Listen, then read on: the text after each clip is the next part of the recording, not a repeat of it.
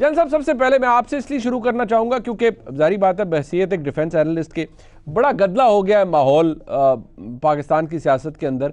नहीं होना चाहिए, इदारों का जिक्र ख़ास तौर पर नहीं आना चाहिए। इदारों की अपनी इज़्ज़त है, सैंक्टिटी है, ये मुस्लिम लीग नून भी जानती है कि इदारों की सैंक्टिटी है, तहरीक इंसाफ भी जानती है, लेकिन फिर भी ये मामलात इस तरह चल रहे हैं। जब आप इसे देखते हैं हाइंडसाइट से, बहुत सारी बातें तो गुजर गई, लेकिन आपको क्या लगता है कौन अननेसेसरीली घसीट के ला रहा है पाकिस्तान के इदारों को सियासत के अंदर?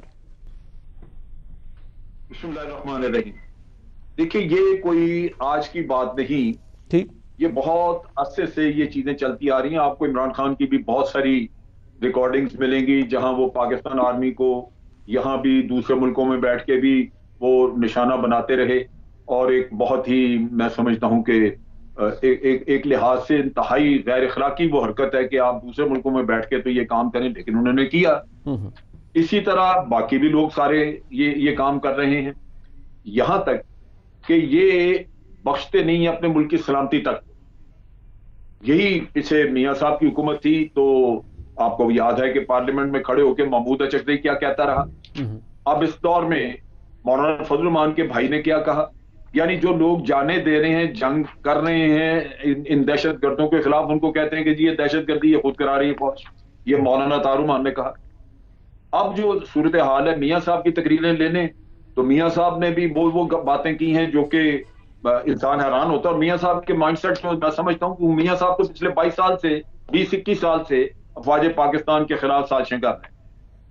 ये तो बिल्कुल मुसलमा है कि उन्होंने बाहर के मीडिया में भी बैठ के ये बातें की हैं और यहां भी बैठ के उन्होंने वो हरकतें की हैं कि फौज को जलील कराने में कोई कमी छोड़ी नहीं है। यहां तक कि इंटरनेशनल कोर्ट ऑफ जस्टिस में भी उनकी स्टेटमेंट जो है वो वहां पे बोली गई कि जनाब ये देखें, ये आपको कहते रहे, ये आपके वजीर आज़म ने ये कहा था।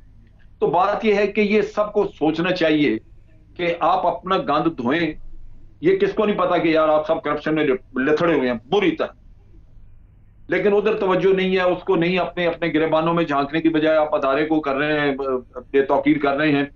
अब इलेक्शनों की वजह से बात शुरू हुई कि जनाब इलेक्शन, ये तो इलेक्शन में अगर आपको कुछ शक है तो जन साहब, आज की तारीख में सर, कथा कलामी सर, आज की तारीख में आपके नजदीक क्या दोनों जिम्मेदार हैं? जब वज़ीर आज़म ये कहते हैं, मेरे ख्याल में आपको क्या वो जस्टिफाइड, वो ठीक बात करते हैं कि भाई इदारे मेरे साथ हैं, हम एक पेज पर हैं, ये बात ठीक होती है? बिल्कुल नहीं, ठीक नहीं है।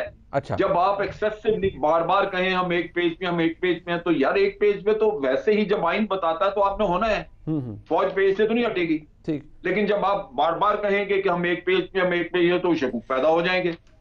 वो आप उससे यूं लगता है कि जो आप अपने को गलत काम भी कर रहे हैं तो उसमें फौज आपके साथ है। वो ऐसे तो नहीं है। कोई भी शख्स देख सकता है कि आज दिन तक जो भी इस हुकूमत के साथ जो भी कुछ किया गया काम, या पिछली हुकूमत, वो आइन के दायरे में जो कुछ कहा गया वो किया है। लिहाजा उसको रटने की क्या जरूरत है कि आप बार बार ये कहें। जब आप बार बार कहेंगे तो लाजमी बात है कि दुनिया यही समझेगी कि वो आपके अच्छे बुरे सारे में शरीक हैं। तो ये तो है गलत। मैंने तो कहा कि ये ऐसा नहीं है कि ये अब आज ये बहुत कुछ कह रही है ऑपोजिशन और बड़ी, अब जो बातें की हैं वहां पे अख्तर मैगल ने मुख करने वाली है, या उससे पहले जो कोयटा के जलसे में उन्होंने बात किया, या मौलाना फजल रहमान रोज करते हैं। मौलाना फजल रहमान अपने करप्शन का हिसाब देने की बजाय कहते हैं जी मैं जाके घेराव करूंगा। चाहिए। तो ये सारों के, मैं समझता हूं कि ये हकीकत मैं देखूं तो ये हकदार नहीं है कि इनके दिफा किया जाए, इनके मुल्क का दिफा किया जाए। ये इसके हकदार ही नहीं। ये इस कदर घरौने लोग हैं कि मुल्क के दिफा को, मुल्क की अफवाज को, बजाय इसके कि वो भारत के खिलाफ खड़े हों, ये खुद यहां पे मुल्क में बैठ के